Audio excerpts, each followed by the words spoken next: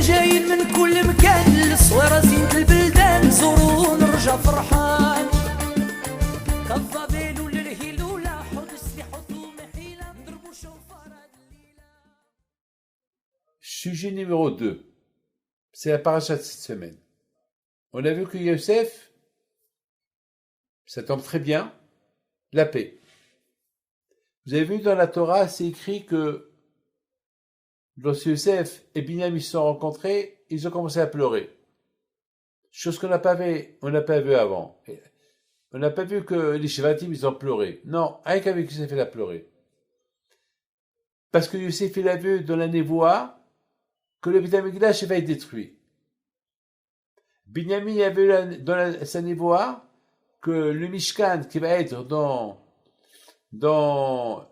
le côté de Yosef, il va être détruit. Donc vous voyez, ils ont pleuré pour le Beth Amikdash qui va être détruit. Ça veut dire finalement, pourquoi le Beth Amikdash a été détruit? Ben, c'est à cause de la haine gratuite.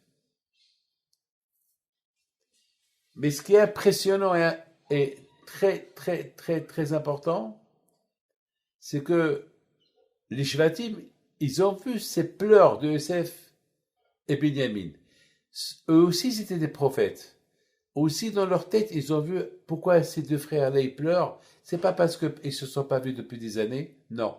Ils pleurent parce qu'ils ont vu le Beth Amikdash va être détruit. Et avec quoi le Beth Amikdash va être détruit? Ben, à cause de la haine gratuite. Très bien. Super. Bon, maintenant, l'histoire, elle est close. L'histoire, elle finit comme ça. Ils ont fait la paix. Et Baruch Hashem, très bien. Donc, étant donné qu'aujourd'hui, c'est le Ta'anit de Tevet, et le Ta'anit de Tevet, c'est à cause que les Romains et les Babylones, pendant le premier temple et le deuxième temple, ils ont assiégé Jérusalem pour la détruire. Et malheureusement, les Bnei Israël, lorsqu'ils ont vu que les Romains, ils ont assiégé Jérusalem et que, au temps du premier temple, les Babyloniens, le Babel, Nebuchadnezzar, a assiégé Jérusalem, ils savaient que la fin, c'est détruire, que ces gens-là, ils sont venus là pour assiéger, pour détruire. Ils savaient que pourquoi le Beth Amikdash va être détruit à cause de la haine gratuite, à cause de la Avodah Zara, Shfichut Damim, Gilui Arayot. Il y avait des gens qui volaient des femmes, il y avait des gens qui tuaient à cause qu'ils n'aimaient pas le prochain, il y avait la Avodah Zara. Donc, ils savent que le Beth Amikdash va être détruit. Ils savent que Yosef et Binyamin, chacun a pleuré sur les bras de l'autre à cause du Beth Amikdash qui va être détruit. Et pourquoi ce Beth Amikdash il va être détruit? À cause de la haine gratuite. Alors réparez. Parce que je me suis toujours posé la question, quelle est la raison pourquoi la Torah elle a écrit dans la paracha aujourd'hui que Yosef il a pleuré sur les épaules de Binyamin parce qu'il a vu que le Beth Amikdash va être détruit. Et pourquoi Binyamin a pleuré sur les épaules de Yosef? Parce qu'il a vu que le Mishkan qui va être construit sur la terre de Yosef, il va être détruit. Qu'est-ce que nous, on s'en fout? Pourquoi la Torah il nous écrit ça? Le plus important, c'est la paix. Mettons, voilà, Yosef rencontre ses frères, tout le monde s'enlace, tout le monde s'embrasse. Basta, c'est le plus important. Pourquoi la Torah nous écrit ça maintenant? Maintenant, la rencontre de Yosef, et c'est vrai, ça, ils ont fait la paix. Pourquoi la Torah, elle doit nous parler de la destruction de Beth Amikdash? Eh bien, c'est ça, mes amis, le message. Le message, c'est pour toutes les générations à venir. Yosef et Binyamin, ils ont lancé un message qui va être écrit dans la Torah. Regardez. Ce que j'ai souffert, Yosef il dit, à cause que j'ai causé la haine gratuite contre moi. C'était moi la cause. Parce que moi, j'ai rêvé des rêves que j'ai racontés à mon père et à mes frères. Et de la façon comment je les ai expliqués, mes frères, ils m'ont pris que je voulais devenir le roi. Et donc ils ont commencé à me détester. Comme c'est écrit dans la Torah, Veisneoto. Ils le détestaient. Ils ne voulaient même pas lui dire bonjour. À cause de ses rêves. C'est-à-dire que même Youssef, il admet que c'est de sa faute. C'est lui qui a ouvert la porte à la haine. Il admet. Il y a des façons comment raconter des rêves. Ce n'était pas nécessaire qu'il le raconte à eux, qu'il le raconte à son père. Son père lui dit, arrête mon fils, ne raconte pas ces rêves-là. C'est des rêves, il ne faut pas les raconter. Il n'avait pas, il avait aucun intérêt de le raconter à ses frères. Donc malheureusement, c'est ça qui a commencé cette haine. Donc quelque part, c'est ce que Youssef, il dit à ses frères. Mais de l'autre côté, Youssef, Hatzadik, il lance un message. Que si on n'est pas béahdout, si on n'est pas unis, automatiquement il y aura la haine gratuite et le temple va être détruit. On a vu que Binyamin aussi, il a pleuré. Quelle est la raison que Binyamin il a pleuré? Ben lui aussi, le pauvre, il a pleuré. Il a dit, oh là là, je vois que moi aussi, je vois le Mishkan qui va être détruit. Alors que Binyamin n'était pas concerné dans toute cette histoire-là. Lui n'était pas dans la vente de Youssef. Lui n'était pas dans la vente de Youssef, mais malgré tout, en voyant que le Beth Amikdash va être détruit sur les terrains de Youssef, il a commencé à pleurer. Un message pour ses frères. Même que moi, je n'ai pas de haine gratuite sur aucun de vous, parce que je ne savais pas que c'est vous qui avez vendu Youssef. Mais malgré tout, j'ai pour vous tous un amour gratuit.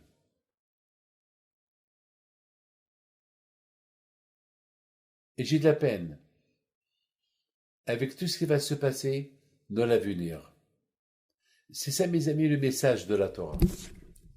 Le message de la Torah, c'est l'amour gratuit. Le message de la Torah, c'est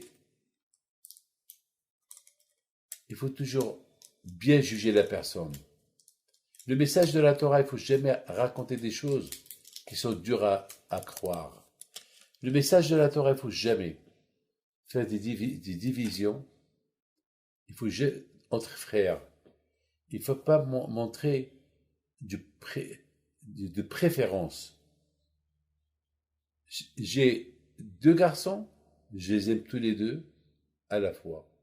J'ai 10, 12 avec les filles, c'est un amour. Le papa, il ne doit pas montrer qu'il fait des préférences entre un et l'autre. Ça, c'est quelque chose qui est très important. Ah, maintenant, mes amis, pour que Youssef Hatzadik, parce qu'après tout, il est devenu roi. Après tout, il est devenu le roi de toute l'Égypte. Oui ou pas? C'est écrit que Youssef, il a dit à ses frères, dites à papa, Samani Elohim le Adon lechol Mitzrayim. Mon Hachem, il m'a nommé roi sur toute l'Égypte.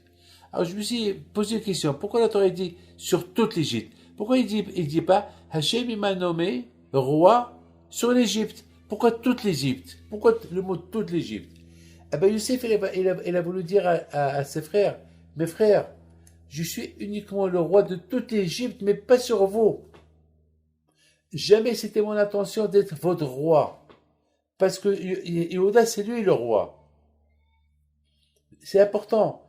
Vous savez, il a voulu les calmer. Pour ne pas qu'après, sur la route, ils vont dire, ouais, tu vois, finalement, il est roi, il va être notre roi aussi. Et c'est à cause de ça qu'on lui a fait Din Torah. Non, Youssef Hatzadik était très intelligent. Il dit, Samani, c'est Hachem qui m'a nommé.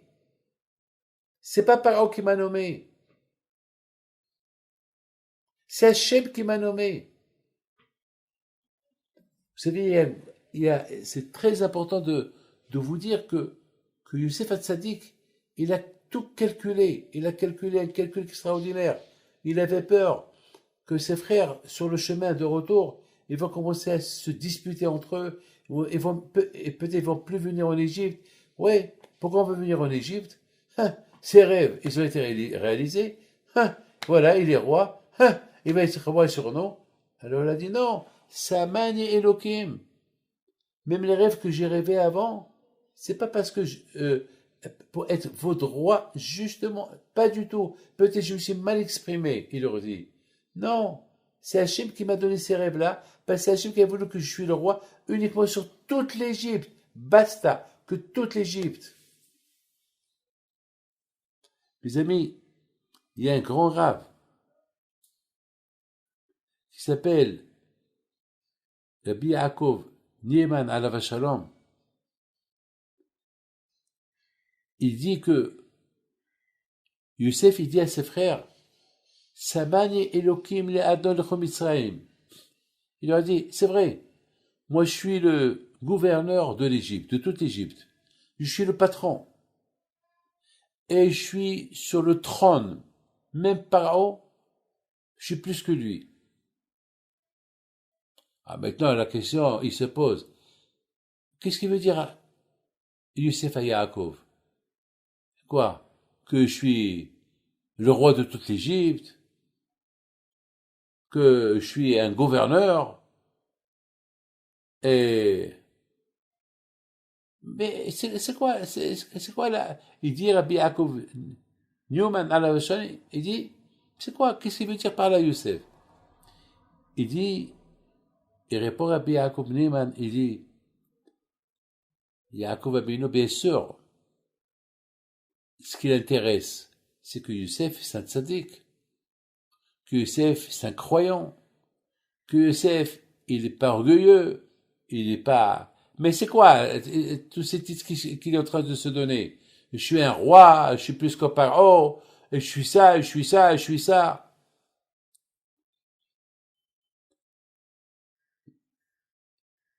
Youssef Hatzadik alav Shalom, il veut dire, en général, lorsque on nomme quelqu'un CEO dans un commerce, il y a toujours dans un commerce, il y a les hiérarchies. Il y a the boss, the big boss, the middle boss, et on descend. Alors, si quelqu'un il est promoté, alors qui l'a promoté? Youssef Hatzadik qui dit à ses frères, dites à papa que moi, c'est Hachem qui m'a donné la promotion. Samani Elohim le Adon. Ce que je suis aujourd'hui, c'est pas parce que c'est Pharaon qui m'a nommé, ou c'est moi par rapport au rêve. Non, moi je suis zéro. C'est Hachem, c'est Akadosh Baruch Hu. Il n'y a que Hachem. Waouh. Alors là, Youssef Yaakov Abeno, il va être très content de voir un garçon, après presque 30 ans qu'il n'a pas vu, qu'il est en Égypte, il croit en Dieu, et il dit tout ce qui est Ashgaha Pratit, ça va le rendre content. Regardez mes amis, de tout ce que je vous dis, comment Youssef alav Shalom, d'un côté, il veut dire à ses frères, mes frères, vous avez rien fait, vous êtes super gentils, je vous adore, c'est Hachem qui m'a nommé roi, c'est pas vous qui m'avez fait du mal, mauvais rien fait, je vous en veux pas. Youssef de l'autre côté, il dit à ses frères, c'est vrai, je suis roi sur toute l'Égypte. Hachem il m'a nommé roi sur toute l'Égypte, pas sur l'Égypte, sur toute l'Égypte, sauf vous, parce que vous êtes mes frères, et Yehuda, c'est mon roi, c'est le roi. Donc, regardez, tout ça, mes amis, ça va faire plaisir à Yaakov. Comme par exemple, lorsque Yaakov il a traduit le rêve aux deux ministres, il leur a dit, qu'est-ce qu'il leur a dit? Il leur a dit, Hachem, il va m'aider pour que vous donne des réponses à vos rêves. Et lorsqu'il a traduit le rêve de Paro, qu'est-ce qu'il a dit à Paro? Belada Elokim ya'anid shtom Paro. Moi, je suis rien du tout, je suis zéro. Belada, je suis rien du tout. C'est Hachem qui va me mettre des paroles dans ma bouche pour te répondre. Mes amis, c'est ça Yaakov, c'est ça Youssef Hatzadik. Ça, c'est la bonne nouvelle qu'il a voulu annoncer à ses frères et à son père. Que moi, je suis zéro. Moi, je suis zéro, je suis rien du tout. Mes amis,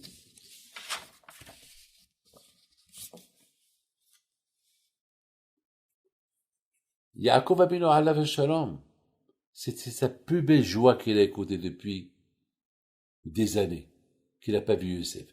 D'un côté, il croyait qu'il était tué, il était mort. D'autre côté, il dit peut-être qu'il n'est pas mort, il est vivant, mais il s'est assimilé. Mais là, il découvre que Youssef Hatzadik, c'est le tzaddik de la génération. Et qu'ils l'ont mal compris. Alors maintenant vraiment, le problème était énorme. C'était énorme. Youssef Hatzadik, il a pris toutes les garanties nécessaires pour qu'il n'y ait pas de guerre entre frères à cause de lui, et que son père peut être fier de lui, et que les Shvatim aussi vont être fiers de lui. C'est un tzaddik, hein. Il dit, Samani Elohim, c'est Hachem qui m'a nommé roi. C'est Hachem. Uniquement sur l'Égypte, sur toute l'Égypte, à l'exception de vous. N'oubliez pas que toutes les terres du monde, ils appartenaient à l'Égypte. Parce que toutes les terres du monde, ils avaient la famine, donc ils vendaient leur terrain à Youssef pour leur donner du blé. Même Eretz Kenaan, Youssef il a acheté. Mais Youssef Hatzadik alav shalom, il a dit uniquement Hachem m'a nommé roi sur toute l'Égypte, ça veut dire l'Égypte et tous ceux qui sont achetés à l'Égypte, à l'exception de vous. Vous non, vous êtes mes frères. Alors c'est pour ça que Youssef il a dit à son père, papa, Reda Elay, il faut vite venir chez moi. Et tu ne veux pas rester à Eskenaan, parce que Eskenaan il m'appartient. Tu viens. Parce que maintenant, Eskenaan, elle sera à nous tous, une fois qu'on est resté en Égypte 400 ans, et après on va recevoir la Torah, et après on va retourner à Eskenaan. Mais pour le moment, non. Eskenaan m'appartient, il appartient à Paro, allez, tu viens. Yaakov, Avinu, lorsqu'il a écouté ça, il avait peur, hein, quand même. Parce que quand Hachem, il vient chez Yaakov de le rêve, il lui dit, Yaakov, n'aie pas peur de descendre en Égypte. Parce que, une fois que tu vas quitter ce monde, c'est Youssef qui va te fermer les yeux, il va t'accompagner jusqu'à Me'at HaMarpela pour être enterré là-bas. Et le fait que tu vas être enterré là-bas, comme que Me'at HaMarpela, elle appartient à Abraham Avinu, alors toute la terre de Eretz Canaan, elle appartient à Abraham, Yitzhak et Yaakov. Ça, c'est très beau, ça. Cette paracha, elle est spectaculaire. Que toujours Youssef, le nom d'Hachem était dans sa bouche. Toujours, même lorsqu'il était esclave, même lorsqu'il était dans comment ça s'appelle, les moments les plus difficiles, qu'il pouvait perdre sa émouna. Pas Youssef Hatzadik. Il a jamais il a perdu sa émouna. Regardez, toujours Elohim, toujours le nom de Dieu dans sa bouche. Lorsqu'il est roi, le nom de Dieu dans sa bouche. Lorsqu'il était prisonnier, lorsqu'il était un rien. Ouais, toujours, il n'a pas accusé Hachem. Elohim Shalahani, c'est Hachem qui m'a envoyé vers vous. C'est de la folie. Qu'est-ce qu'il dit Yehuda? Lorsqu'il a rencontré Youssef, il a voulu se disputer avec lui. Il lui a dit, Biadoni, Hachem il est en moi. Yehuda c'est le nom d'Hachem. De le nom Yehuda, il y a là-bas Yudke Vavke. Le Yudke Vavke il est en moi. Biadoni, il est en moi. J'ai pas peur de toi. Youssef lui répond, moi aussi, le nom d'Hachem il est en moi. Parce que on est tous pareils. Nous tous les frères, on est les petits-enfants d'Abraham, Yitzhak et Yaakov. On croit tous en Akadosh Baruch Hu. Et là, il a commencé à parler. Et voilà, Rabotai, les Shvatim, comment ils étaient. Et c'est ça la bonne nouvelle, que Yaakov Abino, il a écouté que Youssef, Saint Tzadik, et Shvatim étaient heureux. Et c'est la raison pourquoi, lorsque Shvatim, ils sont repartis à Eretz Kenaan, ils sont tous venus avec Yaakov. Eux-mêmes, ils étaient contents. Ils attendaient que retourner. Ils ont vu que Youssef, c'est le tzaddik de la génération. Et en plus, après, il leur dit, tu es notre maître. On est tes esclaves. Il leur a dit, non, vous n'êtes pas mes esclaves. Vous êtes les esclaves d'Hachem. vous êtes les tzadikim, moi je suis rien que l'envoyé d'Hachem. Voilà mes amis, que le bon Dieu vous protège, je vous donne la santé, bracha vetzlah.